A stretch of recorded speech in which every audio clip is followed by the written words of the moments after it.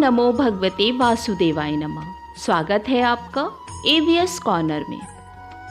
आज की इस वीडियो में मैं आपको जीवित पुत्र का व्रत में सुनी जाने वाली पौराणिक कथाओं में से एक चील और सियारिन की कथा सुनाने जा रही हूँ। कथा को अंत तक सुनिएगा और अगर अभी तक आपने मेरे चैनल को सब्सक्राइब नहीं किया है तो वीडियो को लाइक, शेयर और चैनल को सब्सक्राइब जरूर करें और कमेंट बॉक्स में भगवान जीतवाहन की जय लिखना ना भूलें। एक समय की बात है, नर्मदा नदी के पास एक कंचनबटी नाम का नगर था। उस नगर के राजा का नाम मलय केतु था। नर्मदा नदी के पश्चिम में बालूहटा नाम की मरुभूमि थी, जिसमें एक विशाल पाकड़ के पेड़ पर एक चील रहती थी और उसी पेड़ के नीचे एक सियारिन भी रहती थी।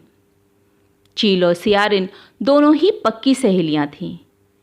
कुछ महिलाओं को जीतिया व्रत करता देख दोनों ने जीतिया व्रत करने का संकल्प लिया और दोनों ने भगवान श्री जीतवाहन की पूजा और व्रत करने का प्रण भी ले लिया। लेकिन जिस दिन दोनों को व्रत रखना था, ठीक उसी दिन शहर के एक बड़े व्यापारी की मृत्यु हो गई और उसका दाह संस्कार उसी मरुस्थल पर किया गया। मुर्दा देखकर सियारिन को भूख लगने लगी और वह खुद को रोक नहीं पाई, जिसके कारण उसका व्रत टूट गया। परंतु चील ने खुद पर संयम रखा और पूरी श्रद्धा और नियम से अपना व्रत पूरा किया और अगले दिन व्रत का पारण भी किया। उसके बाद मृत्यु के उपरांत अगले जन्म में दोनों सहेलियों ने एक ब्राह्मण परिवार में पुत्री के रूप में जन्म लिया। उनके पिता का नाम भास्कर था।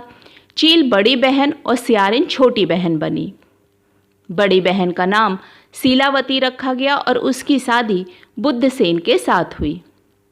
छोटी बहन का नाम कपूरावती रखा गया और उसकी शादी उसी नगर के राजा मलय केतु से हुई। इस तरह छोटी बहन कपूरावती कंचनबटी नगर की रानी बन गई। भगवान जीतवाहन के आशीर्वाद से शीलावती के 7 बेटे हुए, लेकिन कपूरावती के बच्चे जन्म लेते ही मर जाते थे। कुछ समय बाद शीलावती के 7 पुत्र बड़े हो गए और राजा के दरबार में काम करने लगे। उन्हें देखकर कपूरावती के मन में ईर्ष्या और जलन की भावना उत्पन्न होने लगी। इस ईर्ष्या की भावना में कपूरावती ने राजा से कहकर शीलावती के 7 बेटों के सर कटवा दिए। फिर उन 7 सिरों को एक बर्तन में डालकर और लाल कपड़े से ढककर शीलावती के घर भिजवा दिया। यह सब देखकर भगवान जीतवाहन ने मिट्टी की सहायता से 7 भाइयों के सर बनाए और सभी सिरों को धड़ से जोड़कर उन पर अमृत छिड़क दिया, जिसके कारण वे 7 भाई फिर से जिंदा हो गए और घर लौट गए। जो कटे सर रानी ने भेजे थे वे फूल बन गए। दूसरी ओर रानी कुपरावती बुद्धसेन के घर से सूचना पाने को व्याकुल थी। जब काफ़ी देर तक कोई सूचना नहीं आई तो कपूरावती स्वयं बड़ी बहन के घर गई। वहाँ सबको जिंदा देखकर आश्चर्य में पड़ गई और बेहोश हो गई।